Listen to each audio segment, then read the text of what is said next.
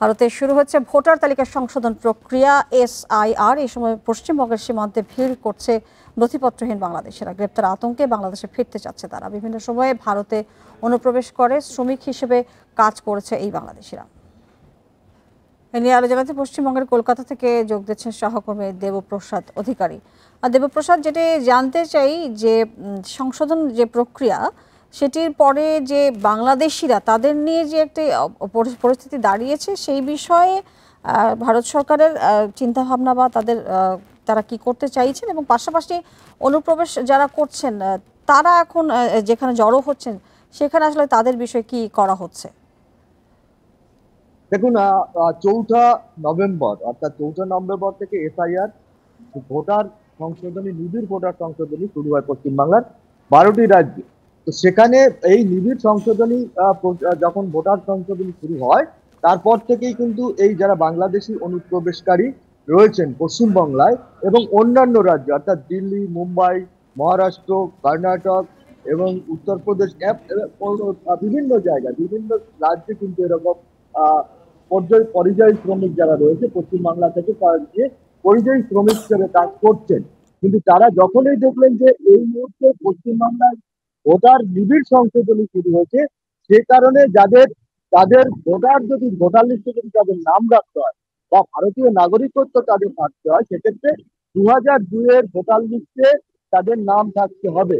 এবং যারা এই পশ্চিমবঙ্গ বা বাংলাদেশ থেকে বা অন্যান্য রাজ্য অন্যান্য দেশ থেকে যারা এসছে তাদের 2002-এর অনেকেরই ভোটার লিস্টে নাম নেই, যার কারণে তারা কিন্তু এই মুহূর্তে অনেকটা অনিশ্চয়তার মধ্যে পড়ে গেছেন যে তাদের এই যে নাগরিকত্ব বা ভোটাধিকার সেটা তাদের থাকবে না। এবং বিরোধী দল যেটা রয়েছে অর্থাৎ বিজেপি, পশ্চিমবাংলার বিরোধী ক্ষমতাসীন দল তৃণমূল, এবং বিরোধী দল রয়েছে সেখানে বিজেপি যেটা বারবার বলছেন যারা অনুপ্রবেশকারী আছেন তারা এই মুহূর্তে পশ্চিমবাংলা থাকাটা নিরাপদ নয়। কারণ এই ভোটার লিস্ট সংশোধনীর পরে যাদের ভোটার লিস্টে নাম থাকবে না তাদেরকে পুলিশ যথাযথ ব্যবস্থা নেবে, তাদের বিরুদ্ধে অ্যাকশন নেবে বা তাদেরকে পরবর্তী পর্যায়ে ফেরত পাঠানো হতে পারে। এরকম কিছু ঘটনার পরিপ্রেক্ষিতে কিছুটা আতঙ্কের মধ্যে রয়েছেন যারা বাংলাদেশি অনুপ্রবেশকারী রয়েছেন। তারা এই মুহূর্তে বিভিন্ন সীমান্ত দিয়ে তারা বাংলাদেশে চলে যাওয়ার চেষ্টা করছেন।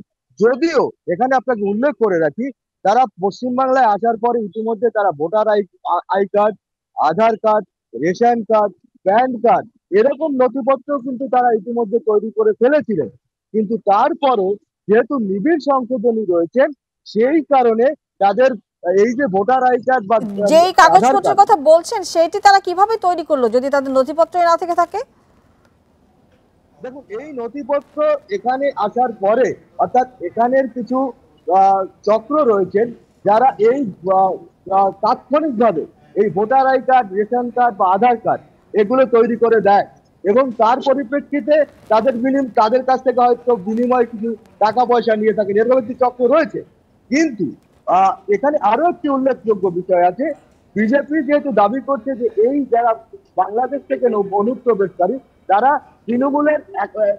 তৃণমূলের ভোটার, মানে তৃণমূলকে তারা ভোট দিয়ে থাকেন, যার কারণে তারা দাবি করছেন যে এই যারা বাংলাদেশ থেকে অনুপ্রবেশকারী আসছেন তারা তৃণমূলের যারা স্থানীয় লিডার রয়েছে তাদের সহযোগিতায় তারা এই সমস্ত নথিপত্র ইতিমধ্যে তৈরি করে ফেলেছিলেন।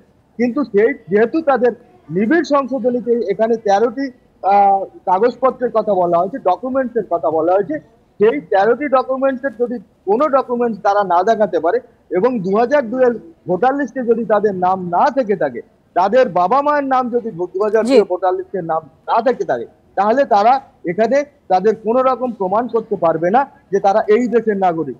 এবং সেই আতঙ্কে যেহেতু বিরোধী রাজনৈতিক দলগুলো বারবার করে বিভ্রান্তি সৃষ্টি করছে, যারা এখানে ভোটার লিস্টের নাম না থাকবে তাদেরকে জোরপূর্বক বাংলাদেশে।